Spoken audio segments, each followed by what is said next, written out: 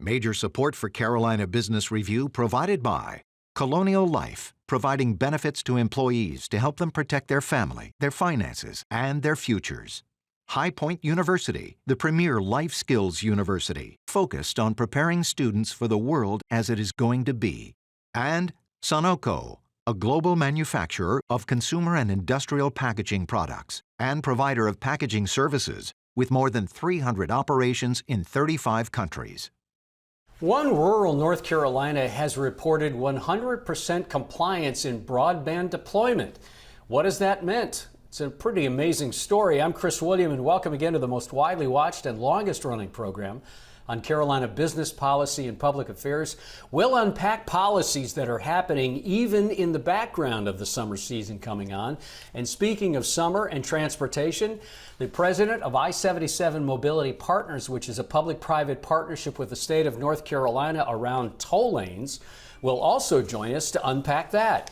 And we hope you stay with us because we start right now. Gratefully acknowledging support by Martin Marietta, a leading provider of natural resource-based building materials, providing the foundation upon which our communities improve and grow. Blue Cross Blue Shield of South Carolina, an independent licensee of the Blue Cross and Blue Shield Association. Visit us at southcarolinablues.com. The Duke Endowment, a private foundation enriching communities in the Carolinas through higher education, healthcare, rural churches, and children's services. On this edition of Carolina Business Review, Jamie McMahan of the Yancey County Economic Development Corporation, Mark Farris from the Greenville Area Development Corporation, and special guest, Francisco Jose Espinosa, CEO of I-77 Mobility Partners.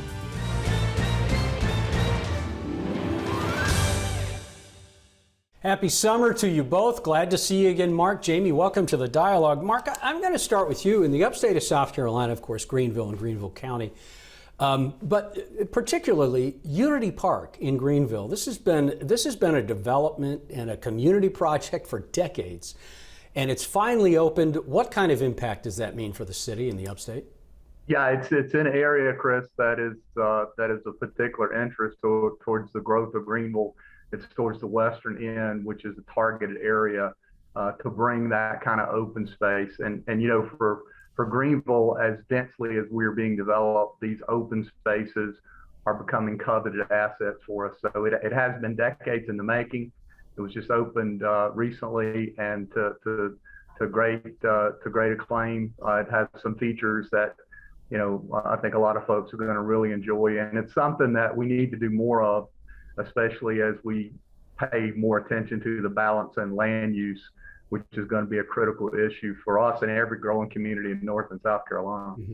Let me ask you a quick follow-up of that. And Jamie, I promise we're going to bring you into this, but just very quickly. So Unity Park seems like it started as a community project and a cultural center of some sort, but it sounds like more of an economic development, more citywide, countywide now, economic development story, is yeah, it certainly has been. And if you look at, for example, Falls Park, I guess our most iconic park in Greenville, where the infamous bridge is there, the activity, the economic activity, office, Class A office space, Camperdown area, for example, has just seen explosive growth, hotels, restaurants. And so we anticipate that kind of thing for Unity Park as well. There'll be an incredible interest, especially in residential.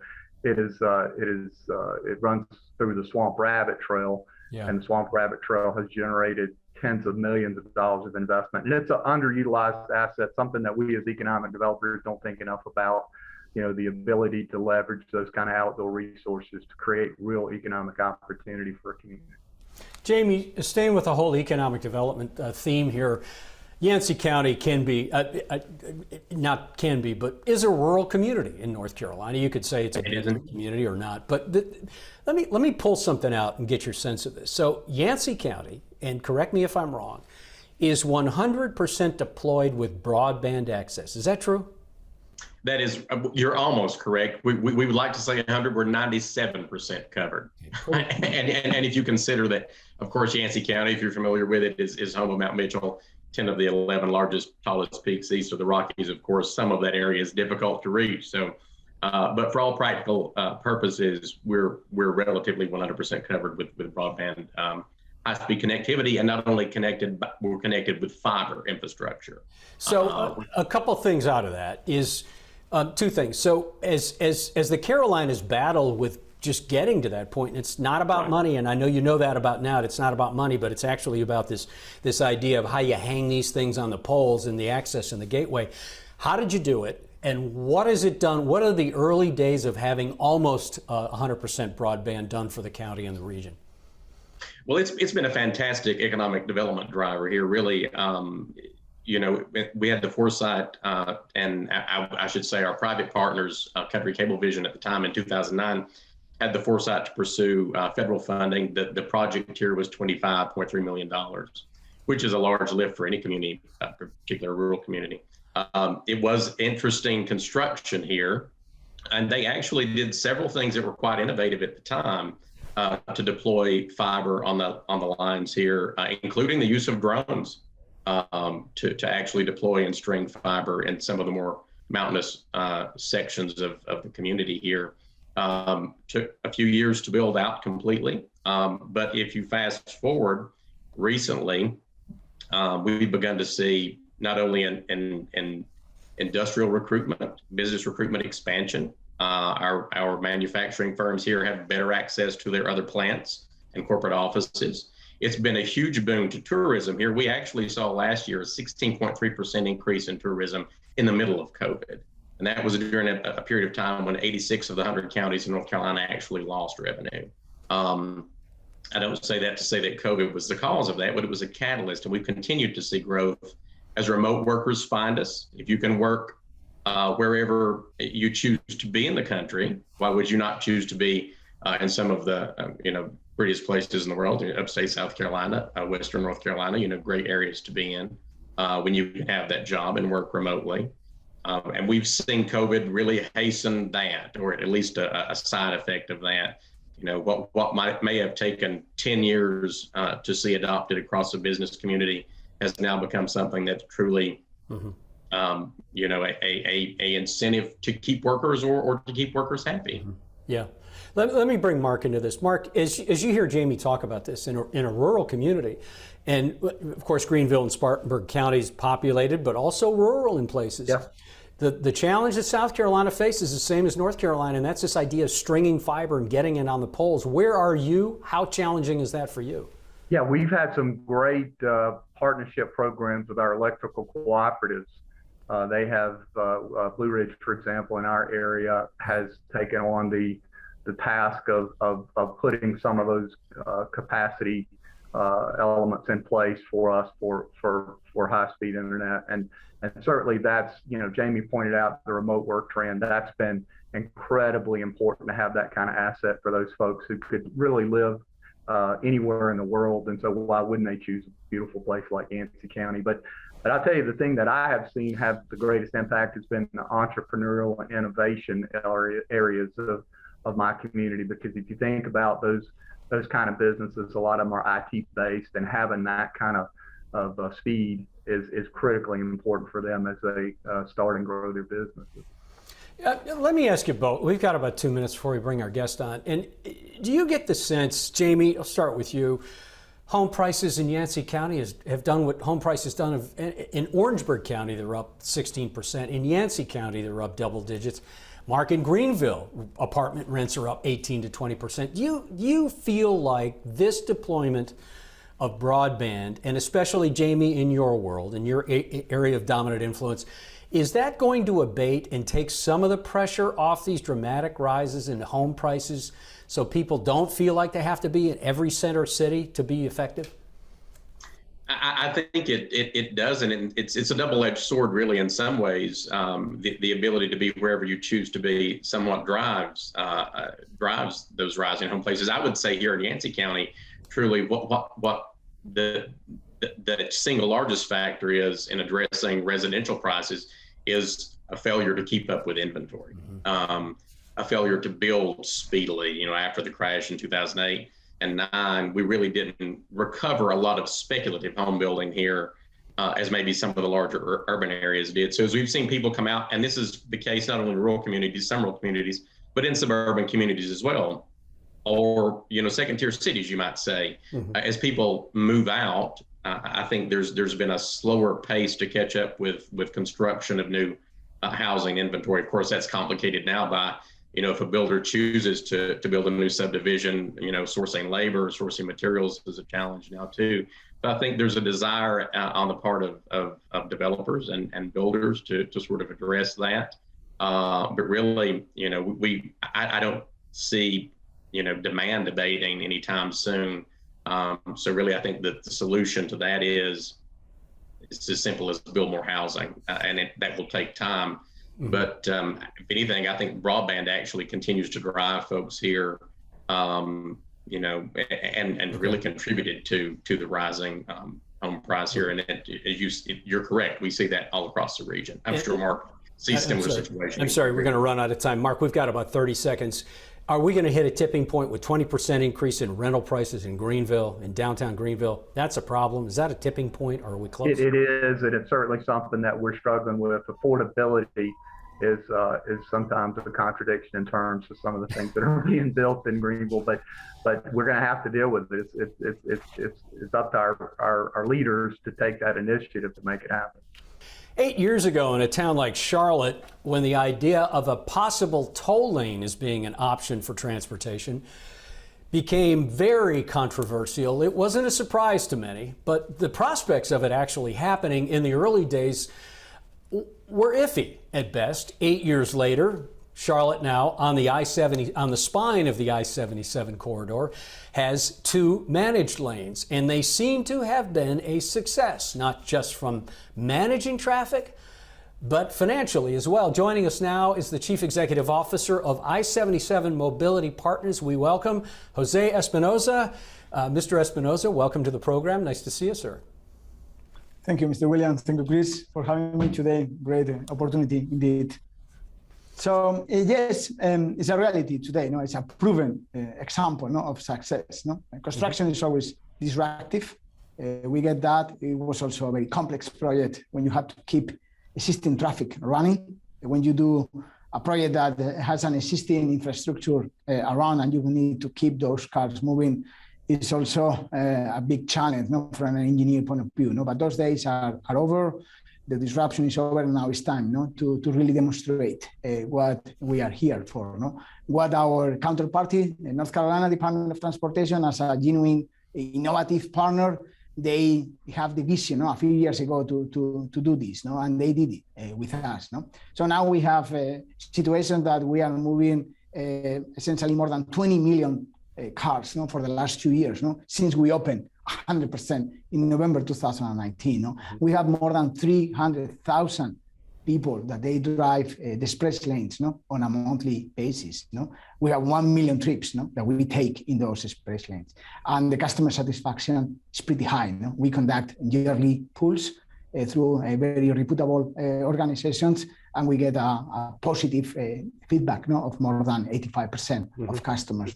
The rest are essentially, they are neutral to that. And we are 24/7. We are responsible for not only the express lanes, we are also responsible for the general purpose lanes, for those 26.6 miles north of Charlotte.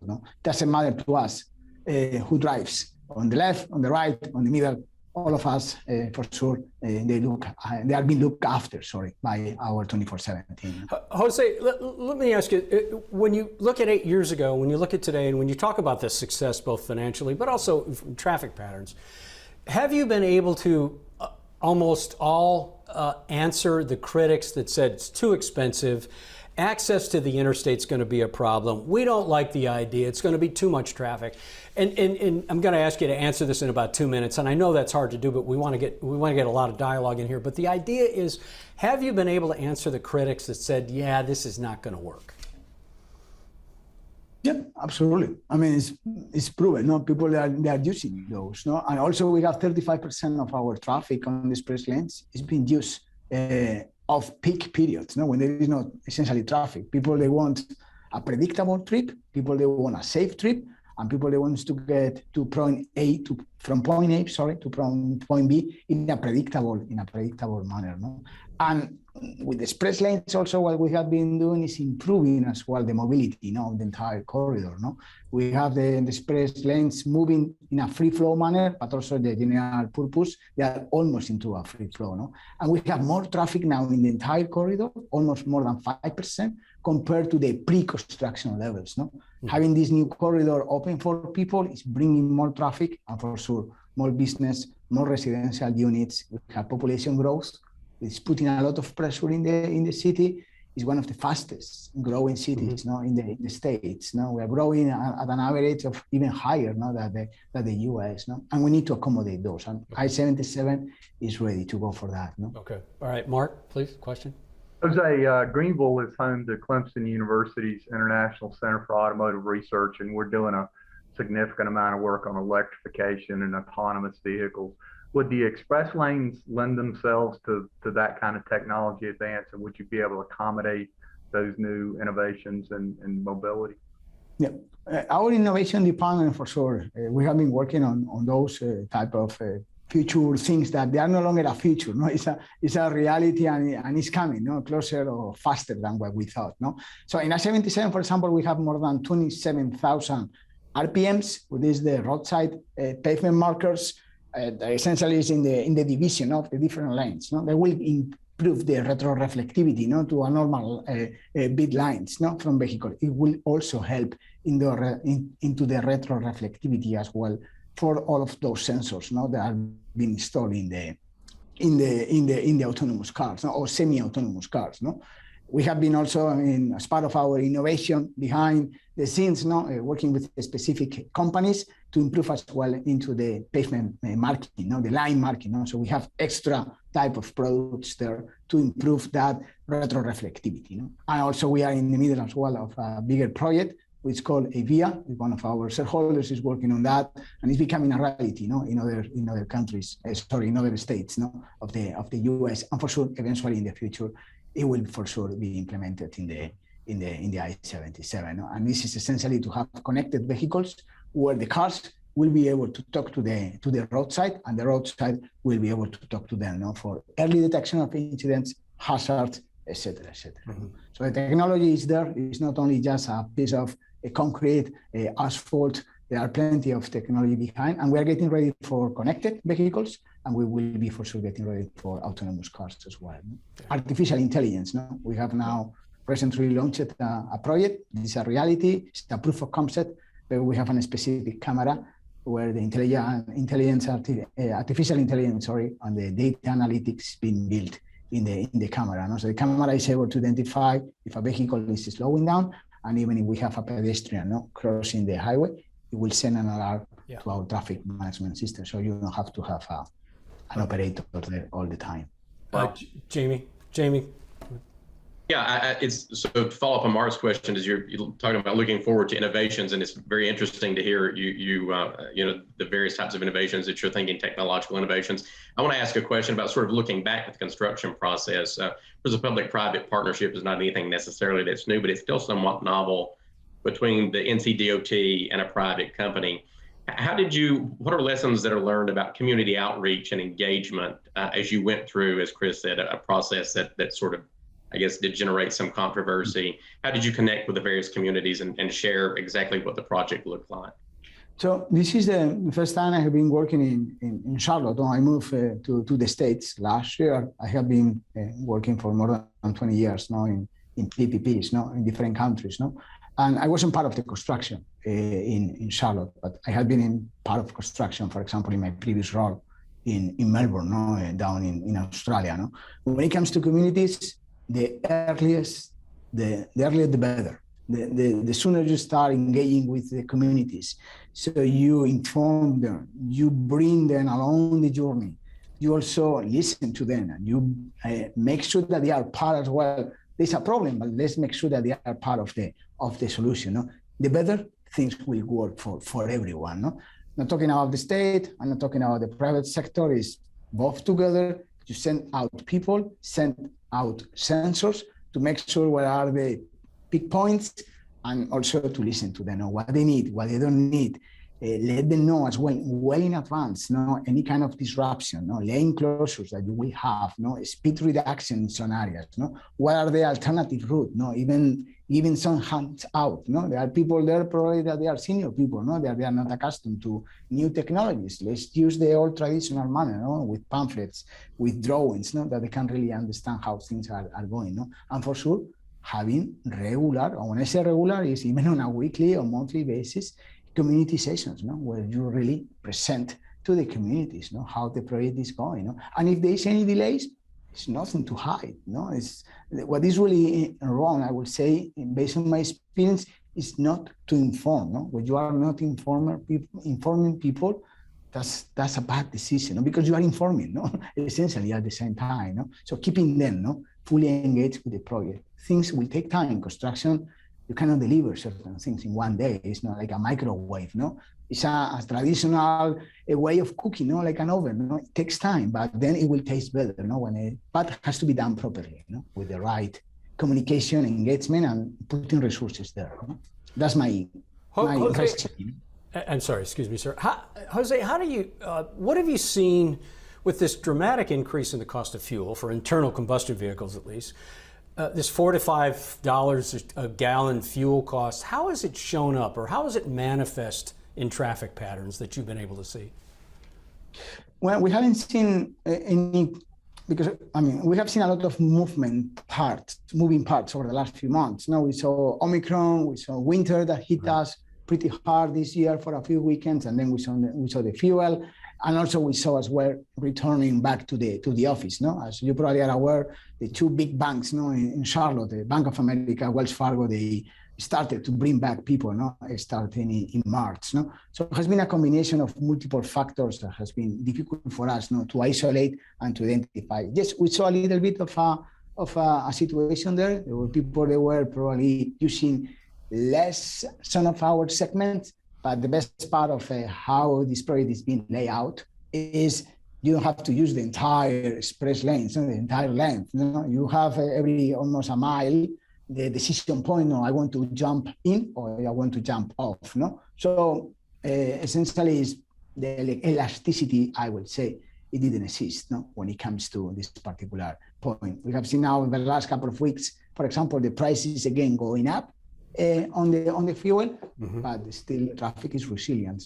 Last week was a couple of days that we were able to take from the corridor, because it was highly congested, 17% of the traffic into the express lane. Essentially we were beating records. People are still willing to drive, and they have to drive. Yeah, have to drive. Sure. Mark, question? Jose, are you looking at other projects in either North and South Carolina to duplicate the success of the express lane?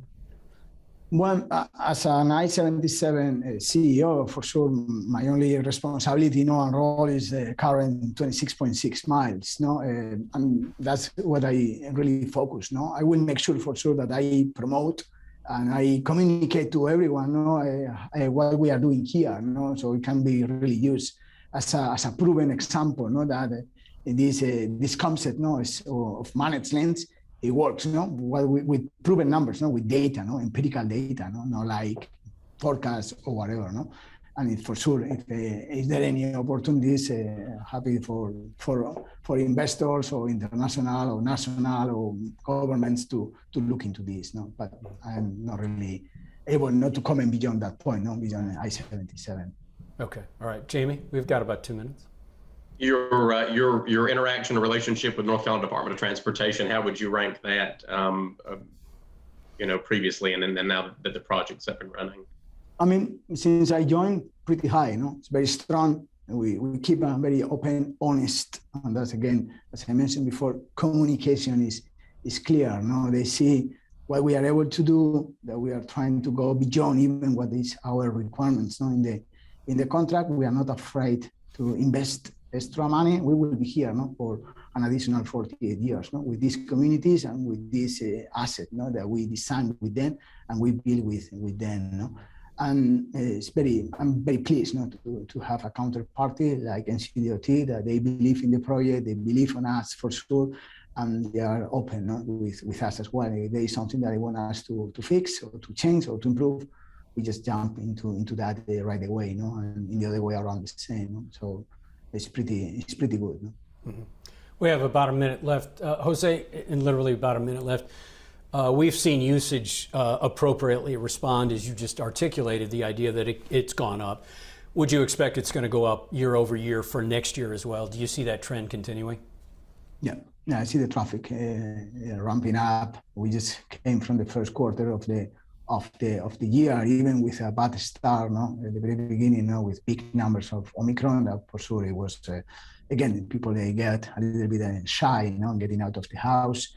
And now we are in a good momentum. Vaccination levels in North Carolina are getting pretty high, especially for adult population.